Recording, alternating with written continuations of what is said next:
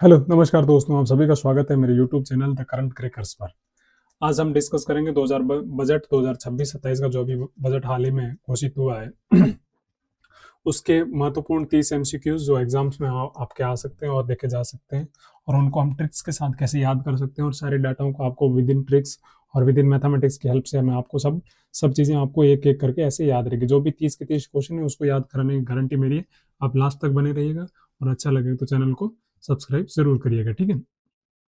तो सबसे पहले बजट की नॉर्मल सी चीजें हम पढ़ लेते हैं। सबसे पहला बजट जो था वो 1860 में लाया गया था, वो था जेम्स विल्सन द्वारा, ठीक है। जेम्स विल्सन के द्वारा 1860 में। तो आपको पता है 1857 की क्रांति होती है, उसको जो भी खर्चे वो उसको मैनेज करने के लिए 1860 में। और जो स्वतंत्र भारत का था वो नवंबर 1947 को, जो अपने आर के सन्मुख सेट्टी थे जो पहले वित्त मंत्री, उनके द्वारा लाया गया था, ठीक है। ये 26 नवंबर 1947 को पहला बजट प्रस्तुत किया गया था। और पहली अपनी फाइनेंस में वुमेन मिनिस्ट्री, पहले फाइनेंस मिनिस्ट्री तो हो गया आर के सन्मुख सेट्टी, और पहली वुमेन थी इंदिरा गांधी, और उसके बाद सेकंड अपनी फाइनेंस वुमेन मिनिस्टर थी वो निर्मला सीतारमण, ठीक है। उसके साथ चीजें हम याद कर सकते हैं। और बजट का जो भी है ये कोई अपना जो कॉन्स्टिट्यूशन है उसमें कोई वर्णित नहीं है, लेकिन आर्टिकल 112 कहता है कि ये फाइनेंशियल स्टेटमेंट होता है, ठीक है। क्या होता है? फाइनेंशियल स्टेटमेंट करके आर्टिकल 112 में है, जिसे वित्तीय ब्यौरा आपका होता है, उसको बजट का रूप में दिया गया है, ठीक है। तो अपने संविधान में कोई बजट नाम का शब्द का उल्लेख नहीं है, ठीक है। तो उसके बाद इस बजट की जो भी इंपॉर्टेंट सूचना है वो हम और एक दो चीजें याद कर सकते हैं कि 2017 के बाद जो आपका रेल बजट और सामान्य बजट था वो एक साथ आना स्टार्ट हो गया, और उसके बाद डिसाइड किया गया कि 1 फरवरी को ही बजट आएगा, ठीक है। और उसके साथ एक बड़ी सी चीज जो हुई है वो आप याद कर सकते हैं कि रविवार के दिन पहली बार स्वतंत्र भारत 1947 के बाद रविवार को पहली बार बजट प्रस्तुत किया गया था। उसके बाद सबसे पहली चीज है राजकोषीय घाटा जीडीपी कितने प्रतिशत निर्धारित किया गया। तो राजकोषीय घाटा क्या होता है कि गवर्नमेंट कितना अर्न करती है और कितना स्पेंड करती है, कि आप कमाते कितना और खर्च कितना करते हैं। तो इंडिया की हालत यह है कि खर्च हम ज्यादा करते हैं, कमाते हम कम है और खर्च ज्यादा करते हैं। जब हम कमाते कम है खर्च ज्यादा करते हैं तो इसका मतलब हमें कहीं से लोन लेना पड़ता है। तो लोन हम किसी कहाँ से लेते हैं? बाहर की जो कंट्रियां होती है उनसे लोन लिया जाता है। तो ये लोन होता था जब कोविड के टाइम 2021 में लगभग 9.1% था। तो उसको जो मैनेज करता है, जो अब लोन और जो आपकी इनकम होती है, तो उसको जो मैनेज करने को उसको बोलते हैं राजकोषीय घाटा, जैसे अंग्रेजी में बोलते हैं फिस्कल डेफिसिट, ठीक है, फिस्कल एफडी। तो ये लगभग अभी कितना है? 4.3% के समथिंग है, ठीक है। तो एक चीज होगी राजकोषीय घाटा, वो बैलेंस होता है जो आपकी एक देश की इकोनॉमी में जो आपकी अर्निंग होती है और जो आपका खर्चा होता है उसके बीच के जो बैलेंस करने के लिए जो पैसे जहाँ से लिए जाते हैं वो फॉरेन से लिए जाते हैं, और वो राजकोषीय घाटा कहलाता है, ठीक है। तो आपको पता है कि इन दो चीजों के बीच में कॉम्बिनेशन बैठाना है आपका। तो कॉम्बिनेशन बैठाना तो आप याद कर सकते हैं, 4/4 का एक रूम चाहिए आपको बीच में। तो ये पहले एक्चुअली इससे पहले 4.4% का टारगेट था, लेकिन अभी इसमें और सुधार करके 4.3% का कर दिया, ठीक है। तो अभी आप ऐसे ट्रिक से याद कर सकते हैं, ट्रिक से याद कर सकते हैं कि पहले 4/4 का था, तो अभी 4.3% राजकोषीय घाटा निर्धारित किया गया, ठीक है। तो ऐसे ही हम अगले क्वेश्चन पे जाएंगे। अगला क्वेश्चन है पूंजीगत व्यय कैपेक्स का आवंटन कितना है? कैपेक्स, ठीक है। तो इसको याद करने के लिए आप कर सकते हैं कैपेक्स का मतलब होता है कैपिटल एक्सपेंडिचर। तो इसका एलोकेशन कितना किया गया? तो जब बीजेपी गवर्नमेंट आई 2014 में गवर्नमेंट में, ठीक है, तो कैपेक्स था लगभग 2 लाख करोड़। कितना था? 2 लाख करोड़, बहुत कम था। अभी जो वर्तमान में इसने इनका टारगेट था वो 12.2 लाख करोड़। तो इसका आंसर क्या होगा? सी, 12.2 लाख करोड़। अब इसको याद कैसे करेंगे? तो आप याद कर सकते हैं जब 2014 में गवर्नमेंट आई थी तो 2 लाख करोड़ था, और ये बढ़ा के कितना कर दिया गया? 12। तो 1, 2, 2, तो 12.2 लाख करोड़। आप ऐसे ऑप्शन देखेंगे तो अपने आप इसको याद आ जाएगा। उसके बाद नया आयकर अधिनियम कब से लागू होगा? तो नया आयकर अधिनियम आपको पता है दो चीजें इंपॉर्टेंट होती है हमेशा इनकम टैक्स और टैक्स के रिलेटेड। एक तो आपका 1 अप्रैल और 31 मार्च, इन दो डेट में से एक होती है। तो नया आयकर अधिनियम कब लागू होगा? कोई नई चीज स्टार्ट होती है तो वो हमेशा 1 अप्रैल को होगी। और इस बार का जो आयकर अधिनियम आपको पता है 2025 में बने थे, तो 2025 वाले लागू 1 अप्रैल 2026 को होंगे। ठीक है, तो इसका आंसर 2026 होगा। तो विदेशी टूर पैकेज टीसीएस दर आप कितनी है, तो ये चीजें आप सीधी याद कर सकते हैं। कैसे याद करेंगे, मैं आपको चीजें बता दूंगा। तो टीसीएस और दो चीजें होती है, एक टीसीएस होता है, एक अपना टीडीएस होता है। ये होता है tax on deduction, tax deduction at source, deduction at source. और ये होता है tax collection at source, tax collection at source. जब कोई इनकम की जाती है तब ये टैक्स कलेक्शन पे करता है, और ये टीडीएस होता है टैक्स डिडक्शन पे होता है। ठीक है, ये दो टर्म्स होती है इकोनॉमी की जो आप याद कर सकते हैं। ठीक है, और कभी भी डायरेक्ट किसी एग्जाम में भी आ सकती है। तो विदेशी टूर पैकेज पे टीसीएस दर अब कितनी, तो पहले क्या होता था, पहले दो दो टैक्सेस चलते थे, 5% और 20% का स्लैब चलता था। तो 10 लाख तक लगभग 5% का, और 10 लाख से ज्यादा यदि पैसे अमाउंट ट्रांसफर करते हो तो 20% उस पर टीसीएस लगता था। लेकिन इन दोनों को सही करके इन्होंने गवर्नमेंट ने अभी कितना कर दिया, 2%। अभी याद कैसे करेंगे, याद कर सकते हैं, एक भारत देश है, एक दूसरा देश है। जब दो देश के बीच में पैसा भेजना हो तो कितने परसेंट लगेगा, 2%। तो ऐसे आप ट्रिक से इन चीजों को याद कर सकते हैं। इसका सही आंसर कितना होगा, 2%। संशोधित रिटर्न की नई सीमा क्या है, तो मैं आपको दो चीजें बता दी। एक तो आपका 31 मार्च इंपॉर्टेंट होता है, और 1 अप्रैल इंपॉर्टेंट होता है। ठीक है, 1 अप्रैल इंपॉर्टेंट होता है। तो अभी आपको पता है कि इसका आंसर कितना होगा, 31 मार्च। अब पहले क्या होता है, रिटर्न होता ना 31 दिसंबर तक भरना होता था। तो अभी गवर्नमेंट ने कहा कि अभी इस रिटर्न को आप 31 मार्च तक भर सकते हैं, जिससे आपको आसानी होगी और ज्यादा जल्दबाजी चक्कर न करके आराम से आप रिटर्न फाइल कर सकते हैं। ठीक है, सरकार ने कितने रणनीतिक क्षेत्रों में विनिर्माण बढ़ाने की घोषणा की, विनिर्माण मतलब मैन्युफैक्चरिंग, कितने सेक्टरों में बढ़ाने की घोषणा की है। तो इसी तो क्वेश्चन आपसे आ सकता है, सरकार हमेशा क्या चाहती है कि मेरे देश के लोग हमेशा कैसे रहे, साथ साथ रहे। तो इसका सीधा आंसर हो जाएगा 7 क्षेत्र। कितने क्षेत्र, 7 क्षेत्र। ठीक है, और 7 क्षेत्र कौन कौन से, इसमें एक बायोफार्मा है आपका, एक सेमीकंडक्टर 2, इलेक्ट्रॉनिक्स 3, दुर्लभ खनिज 4, महत्वपूर्ण खनिज 5, वस्त्र 6 और उच्च तकनीक उपकरण, ये टोटल 7 सेक्टर है। तो गवर्नमेंट हमेशा क्या चाहती है, अपने लोग साथ साथ रहे। बायोफार्मा शक्ति मिशन के लिए कितना निवेश किया गया, तो बायोफार्मा क्या होता है, तो एक वर्ड है, आपको याद करना पड़ेगा। ठीक है, तो आप कभी नया आपके सामने आया नहीं हो, पहली बार ये वर्ड यूज किया बायोफार्मा, तो मैं आपको सिंपल से बनाता हूँ। जो अपनी मेडिसिन बनती है वो किससे बनती है, जो आपकी मेडिसिन बनती है वो केमिकल से बनती है। ठीक, और यही यदि मेडिसिन यदि किसी जीन से, यदि किसी सेल से बनने स्टार्ट हो जाए, उसको बायोफार्मा बोलते हैं। फार्मा का मतलब मेडिसिन होता है, और बायोफार्मा का मतलब जो नेचुरल चीज़ों से बननी स्टार्ट हो जाए। ठीक है, तो उसको बायोफार्मा। तो इसके लिए जैसे आपको पता है कोविड की वैक्सीन बनी थी, तो कोविड की वैक्सीन बनी थी तो वो किसी लाइव सेल से बनी थी। ठीक है, लाइव सेल से बनी थी इसलिए। और जैसे कोविड का उसको इतना जल्दी क्योर कर पाए थे, नहीं तो ये केमिकल से बनती तो बहुत ज़्यादा टाइम लगता था। तो इसके लिए गवर्नमेंट ने कितना डिसाइड किया, 10,000 करोड़। इस बजट का सबसे इंपॉर्टेंट आंकड़ा कितना है, 10,000 करोड़। ठीक है, तो 2-3 के लिए ये fund normal 10,000 crore 10,000 crore allocate किया गया। तो ये आप सीधा याद कर सकते हैं कि बायो फार्मा के लिए। हाँ, फिर आपका अगला क्वेश्चन रहेगा एमएसएमई के लिए एसएमवी ग्रोथ फंड कितना है। ठीक है, तो इसका भी सीधा आंसर आपका 10,000 करोड़ में कर। बजट के सबसे इंपॉर्टेंट आंकड़ा कितना है, 10,000 करोड़। तो जो भी आपको आंसर नहीं आए तो उसका आंसर आप लगा सकते हैं 10,000 करोड़। ठीक है, तो एमएसएमई क्या होता है, मिनी स्मॉल मीडियम इंटरप्राइज। ठीक है, तो मीडियम इंटरप्राइज होता है, उसके लिए गवर्नमेंट ने कितना एसएमई ग्रोथ फंड की कितना किया है, तो ये आप याद कर सकते हैं 10,000 करोड़। ठीक है, उसके बाद इसका आंसर हो गया सड़क परिवहन मंत्रालय का आवंटन कितना है। ठीक है, तो सड़क परिवहन मंत्रालय का आवंटन कितना है कि रोड ट्रांसपोर्ट जो मिनिस्ट्री है उसके लिए कितना एलोकेशन किया। तो ये डाटा कैसे याद कर सकते हैं, आपको सब में 3-3 करोड़ है, तो आपको याद रखना आजकल कितनी हाईवे बन रही है, 3x3x3 कितनी लाइन, 9 लाइन की बन रही है। ठीक है, कितनी लाइन की, 9 लाइन की बन रही है। ठीक है, तो आप इसको कैसे याद कर सकते हैं। ठीक है, तो 3-3-3-3 है, तो पहले भी कितनी बनती थी, पहले 2 लाइन सड़कें बनती थी, अभी आजकल कितनी बन रही है, 3-3।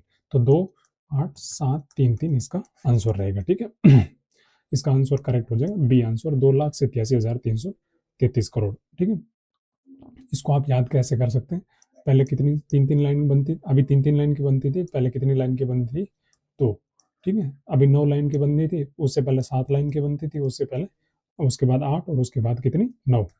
पहले 2 लाइन की बनती थी जब गवर्नमेंट स्टार्ट हुई, फिर 3 3, ये कितने हुए 6, ये कितने हुए 7, फिर 8 और एक पीछे और ऐड कर देंगे तो 9। तो ऐसे याद कर सकते हैं, पहले 2 लाइन की, फिर 3 लाइन की, फिर और 3 लाइन की, ठीक है। तो कितनी हुई 6, उसके बाद 7 लाइन की, फिर 8 लाइन की, फिर टोटल 3 3 3 6 9 लाइन की सड़कें बननी शुरू हो गई। तो आप याद रख सकते हैं 2,87,333 करोड़ रुपए एलोकेट किए गए हैं, ठीक है। तो ऐसे डाटा आप सीधे मतलब लॉजिकली याद कर सकते हैं। उसके बाद आपको है कि रेलवे हाई स्पीड कॉरिडोर कितने बनाए जाएंगे। हाई स्पीड आपको पता है गवर्नमेंट हमेशा सिंपल सा कॉन्सेप्ट है कि 7 चीज़ों पे 8 बन रहे होंगे तो उसको कैंसिल करके वो 7 पे ही लेके आएंगे, 7 हाई स्पीड कॉरिडोर। और इसमें से आपके एक डायरेक्ट डीएफसी कॉरिडोर बनाया जाएगा, वो आपके वेस्ट बंगाल से सूरत के बीच में, ठीक है। वेस्ट बंगाल से सूरत के बीच में डायरेक्ट फ्रेट कॉरिडोर, जिससे मालगाड़ियाँ डायरेक्ट आसानी से आ जा सकती है। तो इसमें आप देख सकते हैं वेस्ट बंगाल का एक शहर है दानकुनी, दानकुनी से सूरत तक डीएफसी बनाएगा। उसके अलावा और सारे क्षेत्र में भी इसमें कॉरिडोर बनाने की घोषणा की गई है। संचार मंत्रालय का आवंटन में कितनी वृद्धि हुई। अब 5% 3% वृद्धि होती तो बिल्कुल भी कोई क्वेश्चन आपसे नहीं पूछता।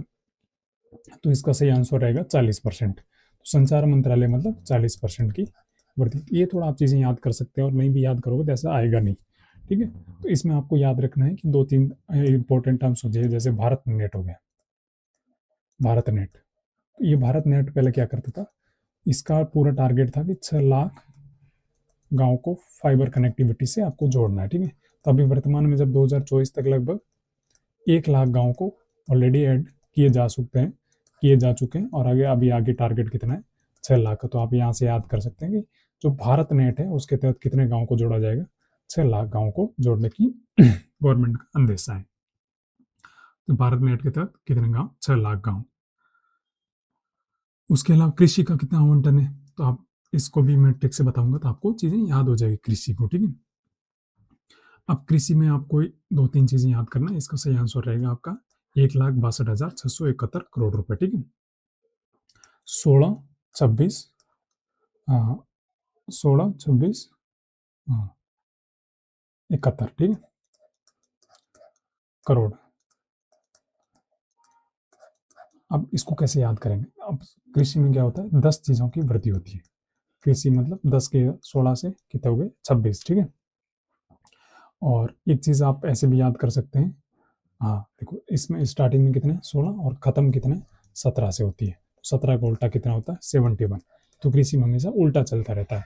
16 में एक जोड़ोगे कितने हो गए 17, और 17 का उल्टा कितना हो गया 71। तो ऐसे विजुलाइज करोगे चीजें तो आपको याद आसानी से हो जाएगी। कृषि अब कोई चीज़ों से एग्रीकल्चर से आप ऐड कर सकते हैं, ठीक है। तो एग्रीकल्चर की स्टार्टिंग स्पेलिंग क्या है, ए से, तो मतलब एक कितने बात है 1 नंबर पे, ठीक है। तो आपका 1 से स्टार्ट होगा, 1 से खत्म होगा। तो 1 से 1 कम, यहाँ 6 है तो यहाँ 7 हो जाएगा, और यहाँ बीच में 16 में 10 ऐड करेंगे कितना हो जाएगा 10। तो ऐसी चीज़ें आप विजुलाइज करोगे तो चीज़ें आपकी याद आसानी से हो जाएंगी। तो 16 है तो आपको यहाँ 26 दिख जाएगा, और ये देखते हैं आपका सीधा आंसर आप लगा सकते हैं।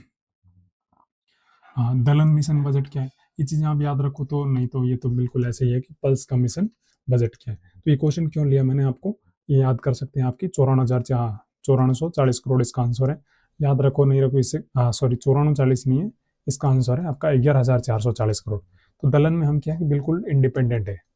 तो थोड़ी मात्रा कभी जैसे हमारी फसलें खराब हो जाती है उसमें हम इंपोर्ट करते हैं, नहीं तो मोस्टली एक्सपोर्ट करते हैं। गवर्नमेंट का है कि हम इसमें और ज़्यादा थोड़ा बजट देंगे और इससे हम ज़्यादा है कि हम एक्सपोर्ट कर पाए। अभी हम क्या है कि 26 से 27 मिलियन टन हम खुद उत्पादन करते हैं, और हमारा खर्चा लगभग 27 से 28 मिलियन टन हम खुद खा जाते हैं, ठीक है। तो अभी हम उस सिचुएशन में कि हम नेट बाई नेट चल रहे हैं, हम कोई एक्सपोर्ट नहीं कर पा रहे हैं उसका। तो गवर्नमेंट का है कि हम इसमें थोड़ा सा और बजट बढ़ा के, तो 1144 याद करते हैं, 11 का 4 गुना है, ठीक है। 1144 दोनों 11 का पहाड़ से आते हैं, तो इसीलिए आप आसानी से याद कर सकते हैं। और दलहन में आपको पता है 4 वर्ड है, तो 4 वर्ड है मतलब 4 से गुणा हो गया होगा। तो पहले 11 था, अभी कितना हो गया 44। तो ऐसे डाटा आप याद कर सकते हैं। हाँ, ग्रामीण विकास का आवंटन, तो ये तो बिल्कुल एकदम आसानी से याद कर लो। रूरल डेवलपमेंट का एलोकेशन कितना है। अब रूरल में आपको पता है कि सबसे ज़्यादा एम्बुलेंस की जरूरत कितनी कहाँ होती है, गाँव में, क्योंकि वहाँ से हॉस्पिटल पहुँचाने में बहुत ज़्यादा समय लगता है। तो 108 आप सीधा याद कर सकते हैं। अब 108 है ना, तो 108 में आपको अभी स्टार्ट किससे होगा, 25 से, 23 से, 22 से, 29 से। तो आप मैं बता दूं आपको स्टार्ट होगा 27 से। 27 का ये कितना गुणा होता है, 4 गुणा। 27 होगा 108, तो यहाँ से सीधा आप पकड़ सकते हैं 27 3। अब एक्चुअली में 4 गुणा हो रहा है, लेकिन यहाँ कितना है 3, तो 27 3 108, तो 4 से 1 कम और 27 का 4 गुणा 108, तो आप सीधा आंसर आ सकते हैं 27 301 करोड़। तो ऐसी ट्रिक है कहाँ से बन रही, ये थोड़ी मैथमेटिक्स होती है, तो आप यूटिलाइज कर सकते हैं ऐसे डाटा को याद करने में। मैं बहुत सारी ट्रिकें भी आपके लिए इस चैनल पे लेके आता रहूंगा। रक्षा बजट, अब सबसे ज्यादा इंपॉर्टेंट बजट ये होता है डिफेंस बजट, और सबसे ज्यादा जो खर्चा होता है गवर्नमेंट का वो डिफेंस बजट पे होता है। तो इसका भी याद कर लेंगे। इसका आंसर कितना है 78 46 78 78 46 78। अब देखो रक्षा का मतलब होता है कि दोनों तरफ से आपकी बाउंड्रीज एकदम मजबूत होनी चाहिए, और वो बाउंड्रीज 7-8 से बनी है। किससे, 7-8 से, किससे, 7-8 से। तो ये दोनों तरफ से बाउंड्री मजबूत है, ये देखते हैं आपका सीधा आंसर आपका लग जाएगा, ठीक है। लेकिन कई बार सिचुएशन याद नहीं रहे, तो 8 का आधा कितना होता है, तो 4, और 4 में 2 और जोड़ दो, कितने 6 हो जाएंगे, ठीक है। तो याद रहेगा 8 का आधा 4, और 4 में 2 जोड़ो 6, और यहाँ ऐसे भी याद 7 से 1 कम कितना होता है, 6 होता है, ठीक है। तो दोनों तरफ से जो आपकी बाउंड्री है वो मजबूत होनी चाहिए, और वो 7-8 से बनी होनी चाहिए। तो यहाँ से आप सीधा याद कर सकते हैं। गृह मंत्रालय का आवंटन कितना है, गृह का मतलब होम होता है, ठीक है। तो होम में सबसे ज्यादा कौन होती है इंपॉर्टेंट, महिला है, ठीक है। तो होम मिनिस्ट्री का एलोकेशन कैसा होता है, तो घर में तो क्या है कि चलता रहता है कि कभी 2 रुपए, कभी 3 रुपए, 4 रुपए, जितना हो उससे बजट मेंटेन रहता है। कि अब 2 3 4 आ गया, फिर घर में भाई ज्यादा पैसे चाहिए तो क्या कि भाई ले 5 तू ले ले और 5 तू भी ले ले, ठीक है। तो 2 5 5 2 3 4, ठीक है। और स्टार्ट किससे होगा, 2 से। तो सब 2 से स्टार्ट होगा, और बीच में आपको पता है घर में सब क्या रखने, सम्मान। तो सम्मान मतलब 5 और 5 और 2 3 4 5, ऐसे भी आप इसको याद कर सकते हैं।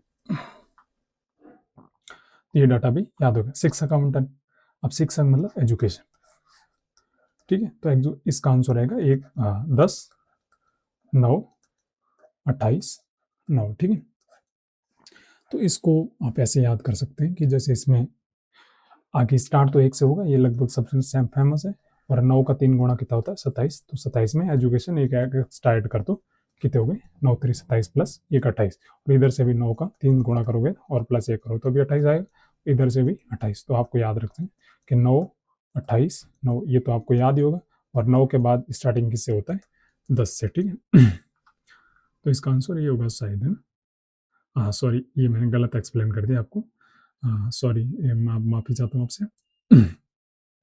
इसका आंसर है 13 1,39,290 करोड़, ठीक है। तो इन 9 वाली ट्रिक तो सेम काम कर लेगी आपकी, या भी 9 या भी 9, ठीक है। ये 9 3 27 प्लस 1, और यहाँ से भी 9 गुणा 3 27 प्लस 1 28। तो इस 13 को कैसे याद करेंगे, ठीक है। और ये किसका आंसर था आपका,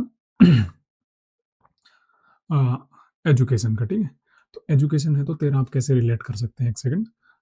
13 दूना 26 होते हैं, तो यहाँ 28 है, ठीक है। 9 में 4 13, ठीक है। अब ऐसे भी याद सकते हैं। ये आपका 9 है, तो 9 में 4 जोड़ेंगे कितना हो गए, 1 + 3 4, तो 9 + 4 13, ऐसे भी याद कर सकते हैं। 1 और 3 कितने होते हैं 4, और 9 + 4 भी 13 हो सकता है। तो इसको थोड़ा डाटा को याद कर सकते हैं, नहीं तो इसको कोई और ट्रिक हो सकती है, जैसे और भी है, जैसे 13 92 गुण 90, ठीक है। यहाँ कितना ऐड हुआ, गुण 90 में 3 ऐड हुआ 92, और ये 3 कहाँ से आया, यहाँ से 13 वाला 3, ठीक है। और ऐसे भी हो 13 7 91 + 1, जो 1 इसका ऐड करोगे तो 92, ऐसे चीजें आप थोड़ी याद कर सकते हैं। उसके बाद हेल्थ का, ये तो बिल्कुल आसान से याद हो जाएगा। स्वास्थ्य के लिए आपको पता है कि पहले गांव में एक जननी एक्सप्रेस चलती थी जिसका नंबर था 104, बाद में इसको एम्बुलेंस में कन्वर्ट कर दिया, तो 104 से स्टार्ट हो जाएगा। स्वास्थ्य के लिए पहले एक्सप्रेस चलती थी 104, और 104 के बाद कितने हो गए 5, और उसके बाद 9 और 9, ठीक है। 104 5 और 9 और 9, ऐसे याद कर सकते हैं कि पहले 104 चलती थी, 4 के बाद आपको पता है 5, और 4 और 5 कितने होते हैं 9, और फिर 9, ठीक है। तो ऐसे डाटा आप याद कर सकते हैं, और ये आपको 2 बार 3 बार पढ़ेंगे। और मैं आपको पीडीएफ मेरी टेलीग्राम चैनल जो करंट क्रैकर्स है अपना, जो करंट क्रैकर्स टेलीग्राम चैनल है, इस पर ये पूरी पीडीएफ डाल दूंगा और वहाँ से आप चीज़ें रिवाइज भी कर सकते हैं और इसका जो डिस्क्रिप्शन है उसको भी आप देख सकते हैं। ठीक है, आयुष के बजट में वृद्धि, और ये आप सीधा याद रख सकते हैं, नहीं रखा, लेकिन आयुष की फुल फॉर्म आपको पता होनी चाहिए। आयुर्वेदा, योगा, यूनानी, सिद्ध और होम्योपैथी। ठीक है, इसके लिए मैं इस क्वेश्चन को लेके आया था। ये 20% आप याद रखो न रखो, ये आपकी मर्जी है। ठीक है, डेटा सेंटर कब तक छूट है? अब data centre tax holiday until, ये सीधा आपको याद रखना है 2047 तक। आजकल के सारे टारगेट कब तक है? 2047 तक के। ठीक है, तो ये थोड़ा क्या है, मैं आपको समझाता हूँ। जब भी कोई फॉरेन कंपनी होती है, वो इंडिया में यदि डेटा सेंटर लेके आती है और सर्विसेज अपनी बाहर देती है, तो उस पर जो भी टैक्सेस है उस पर 0% टैक्स है। लेकिन वो यदि इंडिया में सर्विसेज देगी तो उसको टैक्स देना पड़ेगा। ठीक, तो ये डेटा सेंटर कर छूट, समझ गए। उसके बाद सेमीकंडक्टर गुजरात की कंपनी है, तो सेमीकंडक्टर की कंपनी है जो गुजरात में इन्वेस्ट है। तो सेमीकंडक्टर गुजरात देखते हैं, आपको एक ही चीज याद आती है, कौन? मित्रों। मित्रों मतलब नरेंद्र मोदी। तो यहाँ से एक कंपनी याद आती है आपको, माइक्रोन। ठीक है, एक फॉरेन कंपनी है ताइवान की जो गुजरात के धोलेरा में इन्वेस्टेड है। ठीक है, टाटा के साथ सेमीकंडक्टर चिप बनाने का इसका काम है। कौन सी कंपनी? माइक्रोन। और आप याद कर सकते हैं मित्रों से। दिव्यांगजन की 2 योजना, आप कोई भी आपका ना दोस्त या कोई दिव्यांग भाई है तो उसके लिए हम क्या बन सकते हैं? सबसे पहली चीज बननी है उसको सहारा बननी है, और उसका जो भी स्किल है उसमें बढ़ावा देना है। ठीक है, कौशल और सहारा। इसी तरह क्वेश्चन आपको एग्जाम में देखने को मिल सकता है। कौशल और सहारा किससे रिलेटेड है? दिव्यांगजनों से। किससे? दिव्यांगजनों से। और डायरेक्ट क्वेश्चन आ जाएगा आपके एग्जाम में। ठीक है, उसके बाद उत्तर पूर्व सर्किट, ये बड़ा इंपॉर्टेंट सर्किट है। उत्तर पूर्व आप देखेंगे तो ये जो आपका लद्दाख और ये पूर्व का जो जम्मू कश्मीर और ये क्षेत्र है जो अपना उत्तर और पूर्व, ये पूरा जो सर्किट है, तो आपको पता है ये कहाँ से लग रहा है? तवांग से लग रहा है। ठीक है, तो तवांग से हो तो सीधा आंसर आपको देखना चाहिए कि हिंदू होता तो पूरा मिडिल ईस्ट होता, ये होता, और तो ये सीधा आंसर आपका बौद्ध सर्किट है। तो ये आपका बौद्ध सर्किट कहाँ से बनेगा? यहाँ आपको नेपाल में एक जगह है जिसका नाम है लुम्बिनी, जहाँ भगवान बुद्ध का जन्म हुआ। लुम्बिनी से आपका यहाँ एक एमपी में अपनी जगह है, कौन सी, इसका नाम क्या है? सारनाथ। सारनाथ में क्या दिया था? पहला अपना उपदेश दिया था। ठीक है, सारनाथ में पहला उपदेश दिया था। उसके बाद आपकी बिहार में एक जगह है बोध गया। बोध गया में क्या हुआ था आपको पता ही, बोध गया में यहाँ भगवान बुद्ध को ज्ञान की प्राप्ति हुई थी। ठीक है, और उसके बाद यहाँ एक और है कुशीनगर, बिहार में भी जगह है कुशीनगर, वहां पे इनका क्या हो गया था? महापरिनिर्वाण। ठीक है, महापरिनिर्वाण। तो इसके लिए पूरा एक सर्किट बन रहा है पूरा। तो इसमें आपका अरुणाचल प्रदेश है जहाँ तवांग मठ है, जो लद्दाख का अपना ल्हासा का मठ है, सबसे बड़ा मठ है जो ल्हासा का मठ है। सेकंड नंबर का जो तवांग मठ है, रूमटेक मठ है आपको यहाँ सिक्किम का। ये सारी चीज़ें उनको विकसित करेंगे, उसको हवाई कनेक्टिविटी, और जब बारिश का मौसम हो और जब बर्फ पड़ जाए तो सारी चीज़ें कनेक्टिविटी बनाए रखने के लिए उत्तर पूर्व सर्किट बनाया गया। ठीक है, विकसित भारत 2047 के कृतव्य कितने हैं? ठीक है, ये बड़ा इंपॉर्टेंट था। इसमें बताया गया कि भारत के कृतव्य कितने? 3, क्योंकि भारत में शब्द कितने? 3, भारत, 3 शब्द, और हमारे कितने कृतव्य? 3 कृतव्य बताए गए हैं। ठीक है, तो आप सीधा क्वेश्चन याद कर सकते हो। 3 कृतव्य कौन से हैं, ये नाम याद रख सकते हैं, और नहीं है तो आपकी मर्जी है। पहला है आर्थिक है, और दूसरा आकांक्षा है, और तीसरा समावेशी है, इंक्लूसिव। आर्थिक मतलब इकोनॉमी, और आकांक्षा मतलब शिक्षा स्वास्थ्य सबका हम ध्यान रख सके। ठीक है, एनआरआई संपत्ति टीडीएस कौन है? अब जो एनआरआई की जो संपत्ति होती है उसमें टीडीएस कौन भरेगा? ठीक है, अब कोई एनआरआई आदमी बाहर से बाहर गया हुआ है और कोई बेचेगा तो उसमें टीडीएस कौन भरेगा? जो निवासी खरीदार होगा। इससे पहले एक टैक्स लगता था, टेन होता था। ठीक है, टेन का मतलब होता है टैक्स अकाउंट नंबर होता है, टैक्स कलेक्शन और टैक्स डिडक्शन अकाउंट नंबर होता था। तो इसमें बहुत लंबी प्रक्रिया होती थी, उसको अप्लाई करना पड़ता ये वो, उसके बाद वो कोई जमीन वमीन बेच सकता था। लेकिन अब गवर्नमेंट ने कह दिया कि आप डायरेक्ट संपत्ति बेच दो, हम टैक्स लगा देंगे, और जो भी खरीदेगा वो आपका टीडीएस पे कर देगा। ठीक है, तो ये एनआरई को 10 चाहिए था, पहले एनआरई को 10 चाहिए था, अभी 10 बिल्कुल नहीं चाहिए। ठीक है, तो अभी निवासी खरीदारी होगा वो आपका टीडीएस भर देगा, tax on deduction at, tax deduction at source. और उससे पहले आपने एक और टर्म्स पढ़ी थी, टीसीएस। ठीक है, tax collection at source. Bharat विस्तार क्या है? भारत का यदि विस्तार चाहिए तो सबसे बड़ी जो चीजें होती हैं वो, भारत विस्तार क्या है? एक क्या है? एआई कृषि सलाह करके एक ऐप ऐप बनाया गया, ठीक है। ऐप बना दो या एक वेबसाइट बनाई गई है जिसका नाम भारत विस्तार, जो किसानों को सूचनाएं देती रहेगी, आपकी फसल है आपको किस तरह से लगा सकते हैं, ये सारी चीजें। तो एक कृषि सलाहकार एआई है जिसका क्या नाम है, भारत का विस्तार, ठीक है। यदि भारत का विस्तार करना है तो एआई की मदद तो बहुत जरूरी है चीज है, ठीक है। तो ये आप सीधा याद कर सकते हैं भारत विस्तार, और सीधा एग्जाम में क्वेश्चन आ जाएगा भारत विस्तार किससे रिलेटेड है, तो आ जाएगा बैंकिंग से, रेलवे से, स्वास्थ्य पोर्टल, तो आप बिल्कुल भी नहीं समझ पाएंगे। लेकिन आपको पता होगा भारत का विस्तार, अभी यहाँ पढ़ा होगा तो पता होगा, तो भारत का विस्तार तो यही से होगा, और एआई में भी और कृषि में भी। यदि भारत आपको पता है अन्न उत्पादक देश है, तो कृषि के क्षेत्र में आपको ये सारी चीजें देखने को मिल सकती है। इंफ्रास्ट्रक्चर रिस्क गारंटी फंड का लाभ किसको मिलेगा, ठीक है, तो ये निजी डेवलपर को मिलेगा। अब थोड़ा इसको समझेंगे तो चीजें आसान हो जाएगी। अब ऐसे सीधा क्वेश्चन आएंगे तो आप बिल्कुल भी नहीं समझ पाएंगे, ठीक है। अब क्या होता है कि कोई भी जैसे जैसे कोई भी अपन जैसे आम आदमी है और अपन ठेका ले लिया, हम क्या बनाएंगे, एक छोटा सा ब्रिज बना देंगे अपने गाँव में, या कोई सड़क बना देंगे। जैसे मैंने कोई सड़क बना दी, लेकिन बारिश आई, पूरी सड़क साफ हो गई, और गवर्नमेंट कहेगी पूरे पैसे तुम भरोगे क्योंकि तुमने सड़क सही नहीं बनाई। लेकिन ऐसा थोड़ी होता है, वो तो बारिश ज्यादा हुई उसकी वजह से चली गई, बारिश नहीं होती तो वो सड़क 5 साल चलती। तो गवर्नमेंट अभी ऐसे कर रही है। और जैसे और भी कुछ हो सकता है, जैसे मैंने सड़क का टेंडर ले लिया और उसके बाद कोई चीजें होनी थी वो महंगी हो गई, अब महंगी हो गई तो मैं अब कर नहीं पा रहा हूँ, तो मैं उसको आगे नहीं बढ़ा रहा हूँ। तो गवर्नमेंट क्या करे, जैसे ऐसी कोई सिचुएशन होती है उसमें 50 से 60% गवर्नमेंट खुद उसको पे करती है, ठीक है। जैसे कोई हाईवे बना रहा है, तो उस पर जैसे स्टील का काम मैंने ले लिया, ठीक है, तो स्टील का काम ले लिया, पहले तो स्टील 1000 रुपये थी, और जैसे ही मैंने टेंडर लिया उसके बाद स्टील की कीमत एकदम से 5000 हो गई। अब 5000 होगी तो 5000 मैं कैसे पे कर पाऊँ ना, तो मैं बीच में छोड़ पाऊंगा। तो इसके लिए गवर्नमेंट क्या गारंटी फंड देती है कि इसका जो 5000 है उसका 60 से 70% हम देंगे, बाकी 10-20% तुम देके हम चीजों को कंप्लीट करेंगे, ठीक है। तो रिस्क गारंटी फंड का लाभ किसे मिलेगा, जो निजी डेवलपर होंगे। इससे क्या है कि बाकी जो इन्वेस्टर होंगे उसमें फायदा बढ़ेगा, उनमें इच्छा है कि गवर्नमेंट हमारे साथ खड़ी है तो हम लेके इसको कंप्लीट करेंगे, ठीक है। पीएम मित्रा पार्क, अब पीएम मित्रा ये किससे रिलेटेड है, ये टेक्सटाइल से। जो आजकल की इंडस्ट्री है टेक्सटाइल पे बहुत है, जैसे ये जो मदर ऑफ ऑल डील्स हुई थी, ठीक है, उसके बाद इंडिया का जो टेक्सटाइल है उसमें बूम आने की बहुत सारी संभावना है। इसको देखते हुए भारत में भी मित्रा पार्क है, और ये भी 7 है ऑलरेडी, ठीक है। 7 मित्रा पार्क है। मित्रा का मतलब होता है mega integrated textile reason apparel, ठीक है।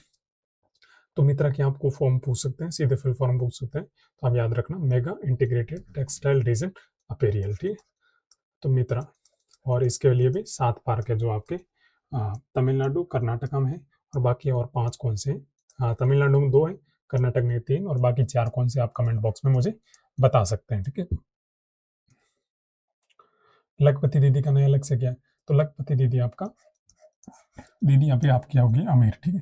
पहले लखपति दीदी थी 1 करोड़, 1 करोड़ का लक्ष्य था, और अभी आपकी दीदी होगी बहुत ज्यादा पैसों वाले, तो अभी इसको दीदी को बोले 3 लाख करोड़ का, 3 करोड़ नई दीदियों को लखपति बनाई।